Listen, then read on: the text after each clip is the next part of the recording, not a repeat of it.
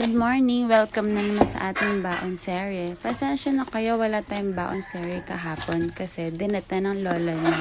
O kala nyo menopause na. Masungit lang pero hindi pa menopause. I-reflex ko nga para itong bagong bilhin natin baonan. Kakahiya naman kasi naka-microwavable lang ang bata. Charot. O diba, ang ganda. 3 pa compartments. Siyempre, hugas-hugas, linis-linis. Alam na natin yan. So, ngayon, napapabaon natin sa bata ay cake. Oo, cake ang ulam niya. Wala na, yun na yun. Bye. Ay, hindi. Joke lang. Ngayon, ang kanin niya, gagamitin natin siya ng white rice. Kasi kawawa naman ng bata. Laging naka-black rice. Dinadiet ko na agad, wala pa man.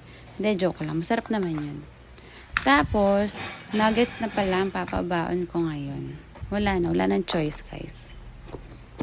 For the breakfast, biscuits. Okay, asan na yung picture? Ay, kala ko kanin kinain. For the picture lang daw, sabi ng pangalawang ina. Okay na siya, bye.